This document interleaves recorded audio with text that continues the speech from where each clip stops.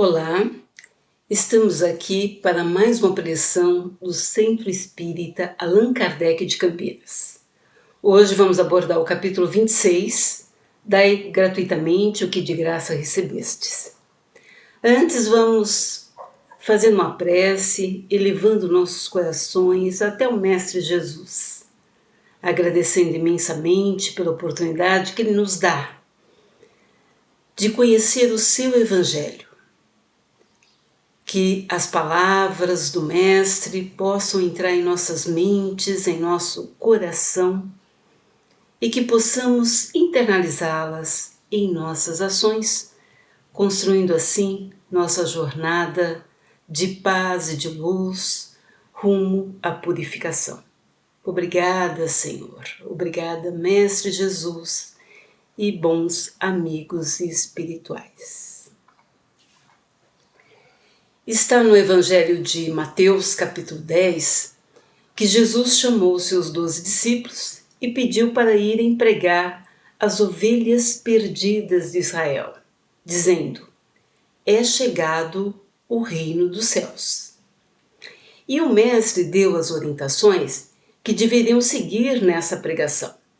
Ele falou: restitui a saúde aos doentes, ressuscitai os mortos, curai os leprosos, expulsai os demônios. E concluiu: dai gratuitamente o que de graça recebestes.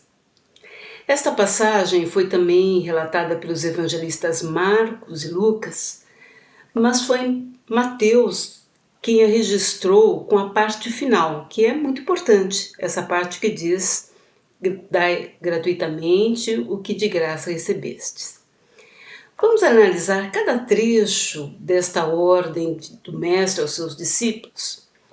Ele disse: restituir a saúde aos enfermos, curai os enfermos. Os discípulos eram médicos, eram enfermeiros? Não. Jesus se referia à cura pela ação fluídica, pela força do pensamento e da vontade que impulsiona e dirige fluidos. Energias, digamos assim, este não é bem o termo que se possa usar, mas só para nosso entendimento vamos utilizar. Então, energias que todos nós possuímos e que podem ser irradiadas aos outros.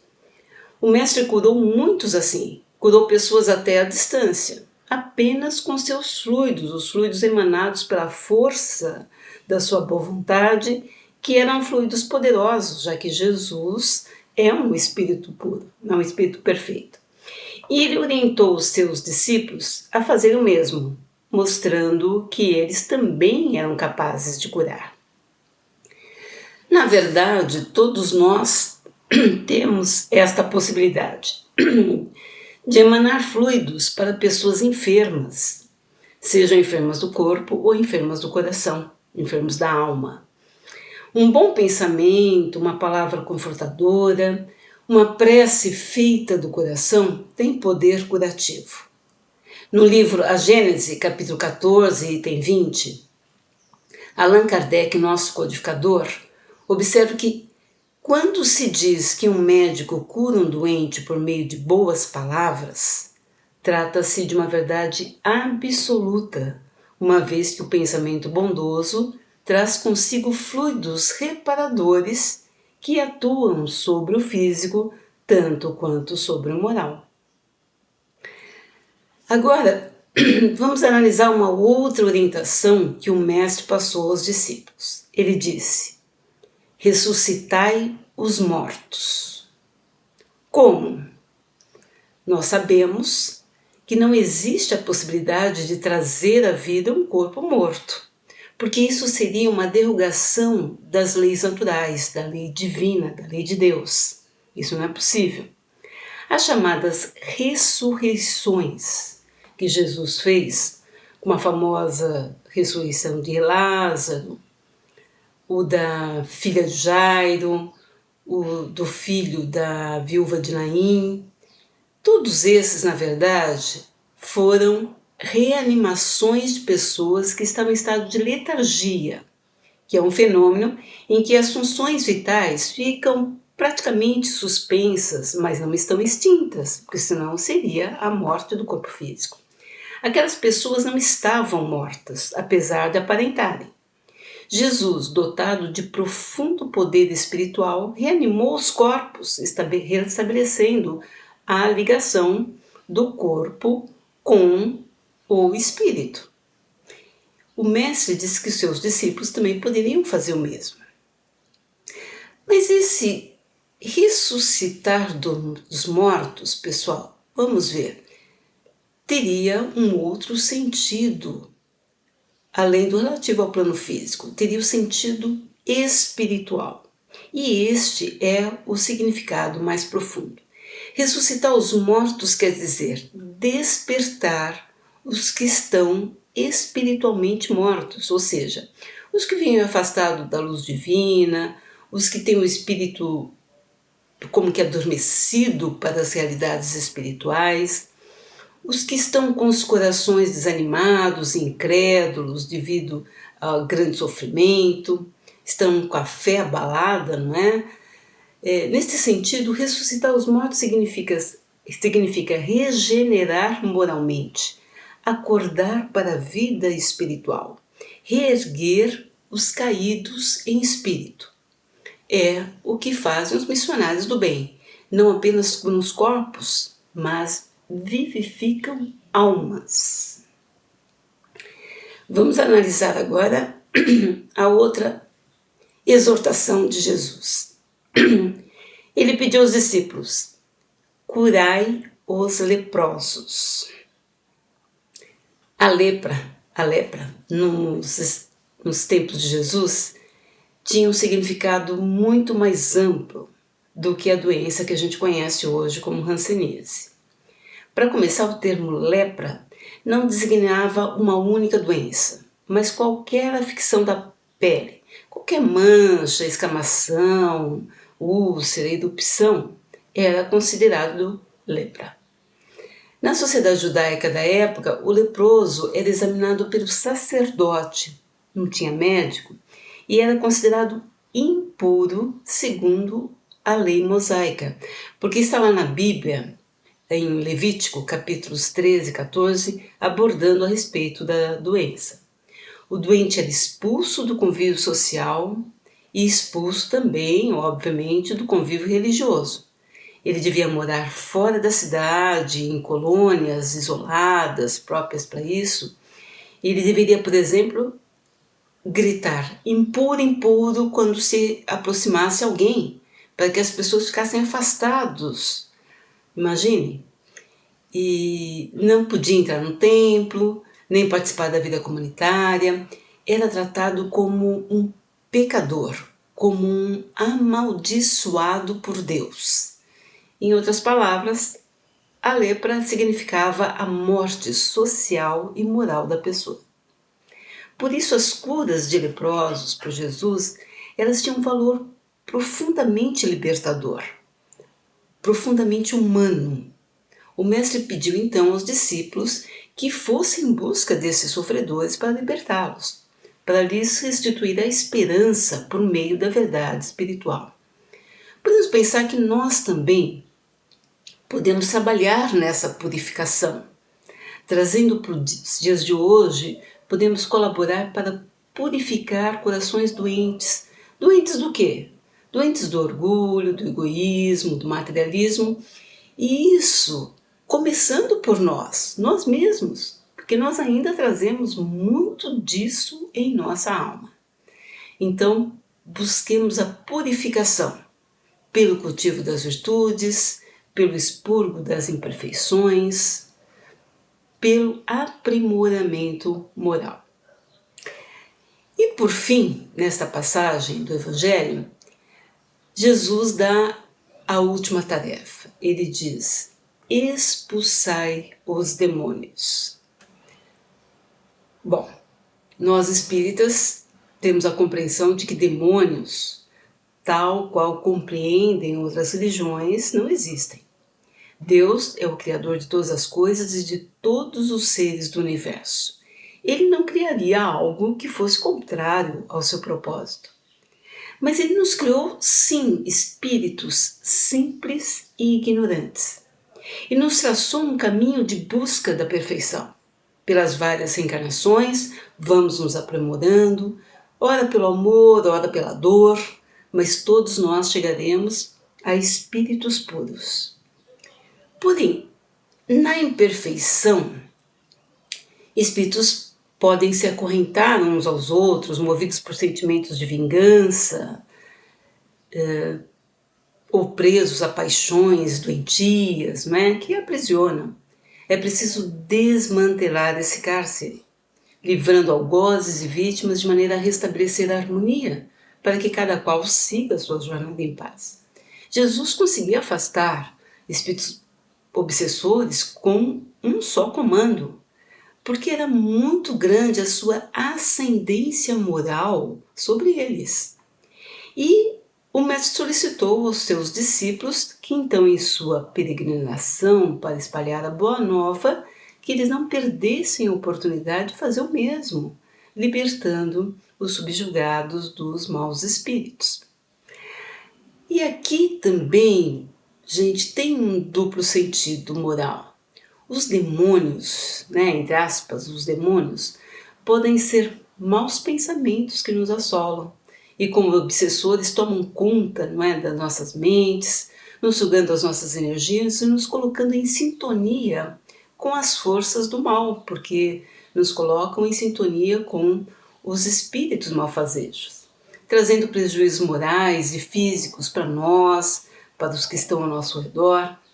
É preciso então que nós expulsemos esses demônios internos e nos blindemos para que eles não nos influenciem, não é? E como a gente faz isso? Por meio de um bom pensamento, da retidão de propósitos, por meio da fé praticada, por meio da prece, do estudo do Evangelho, das boas ações. Existem muitas formas de nós nos mantermos íntegros com relação a essas coisas ruins, não é?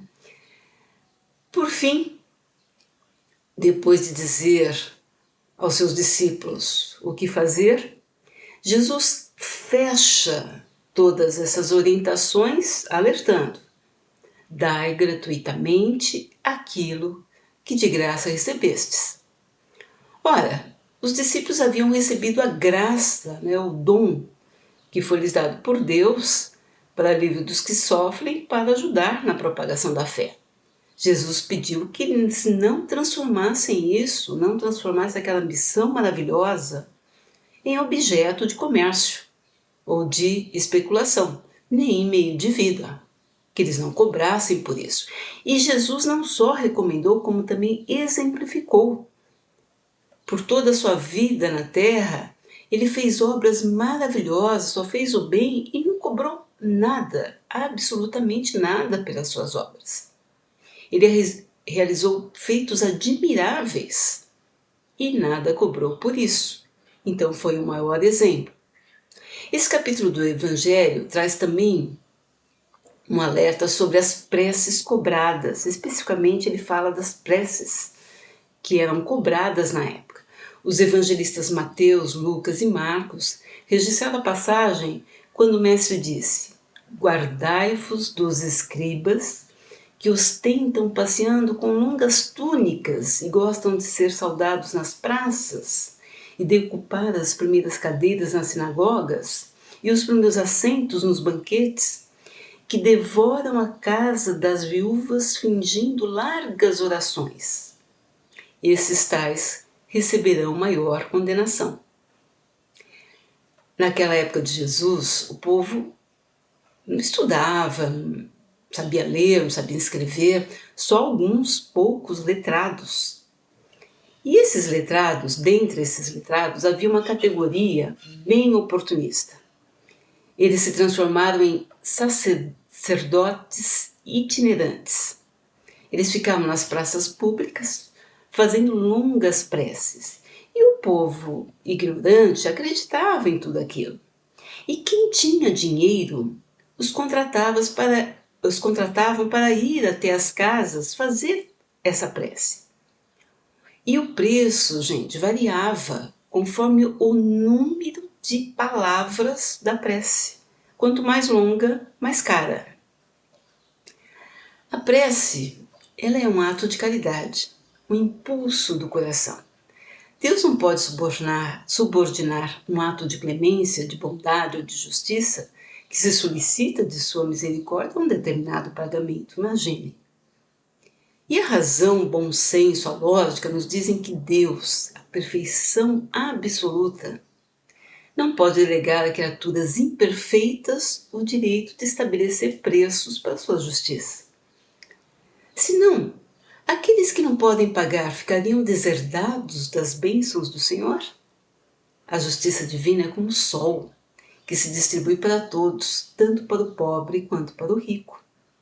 As preces pagas têm ainda um outro conveniente, é que aquele que as compra se julga, na mais das vezes, dispensado de orar por si mesmo, pois se considera livre dessa obrigação, já que delegou ao outro.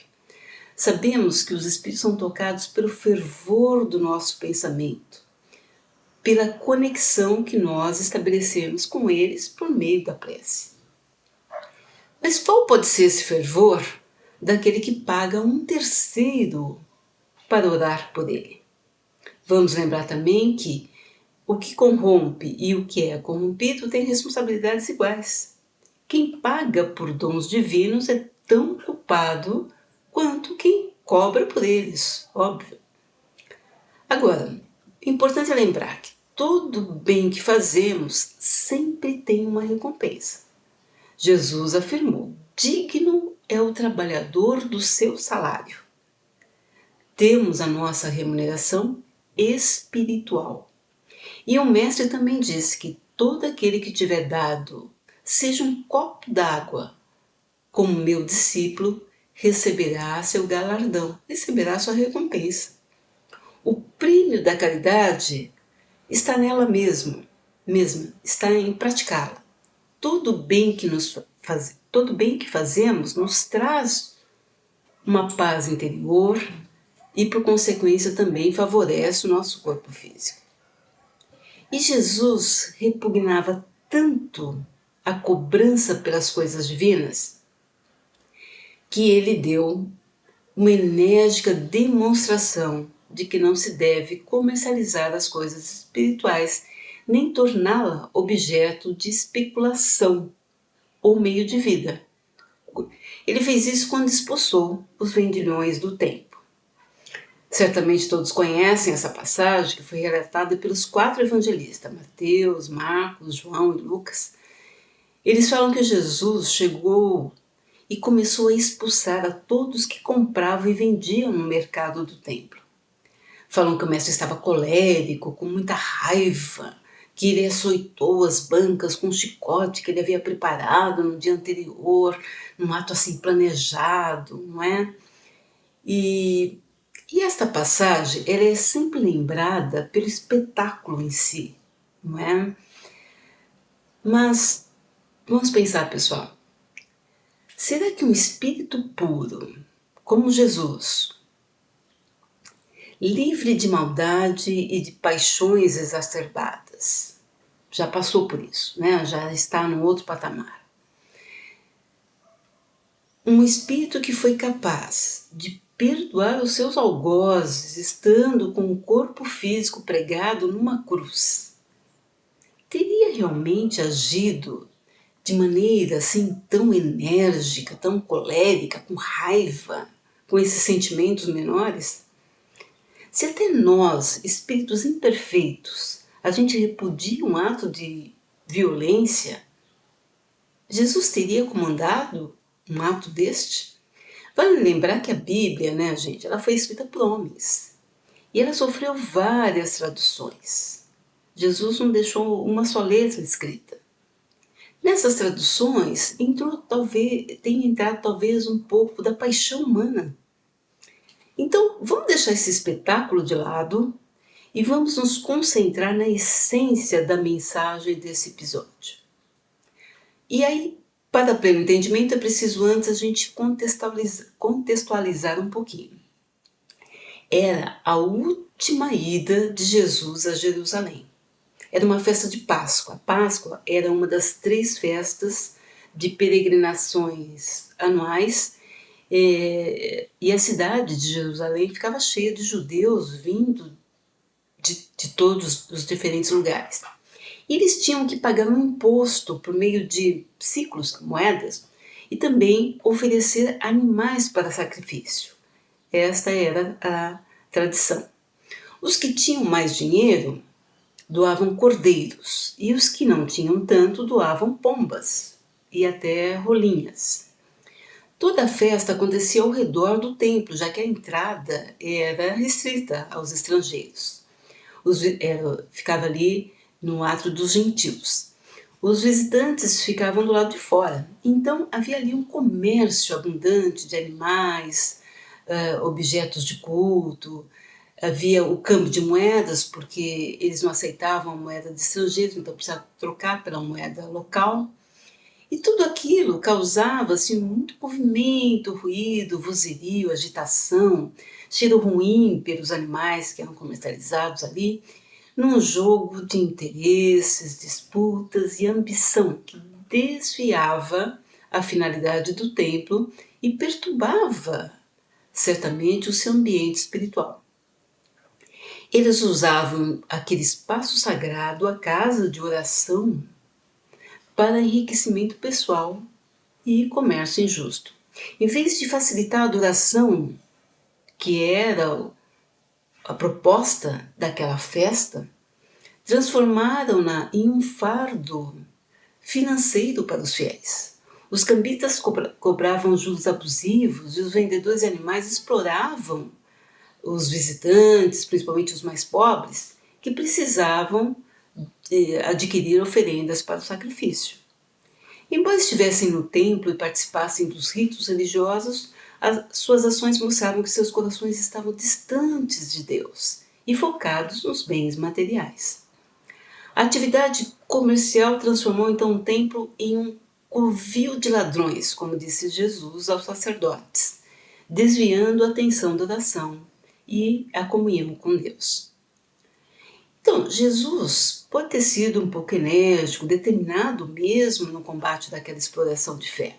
Assim como todos nós temos que ser fortes na defesa das coisas que são sagradas. Mas com certeza, ele não deixou de usar da serenidade e do bom senso que são próprios de um espírito superior, de um espírito puro.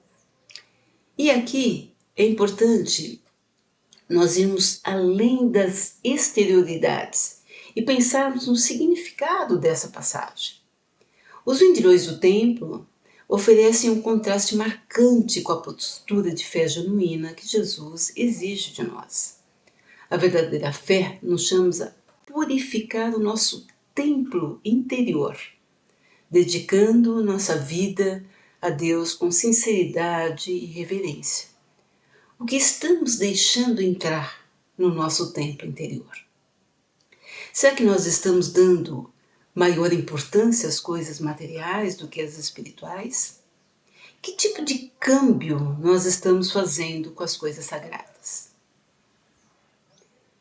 Estamos sacrificando realmente o que deve ser sacrificado para merecermos as bênçãos do Senhor?